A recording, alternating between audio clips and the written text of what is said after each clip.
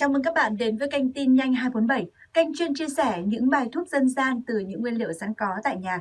Mình hy vọng là những thông tin trong video sẽ giúp ích cho các bạn trong công việc chăm sóc sức khỏe cho bạn và gia đình bạn. Và ngay sau đây, xin mời các bạn đến với nội dung của ngày hôm nay.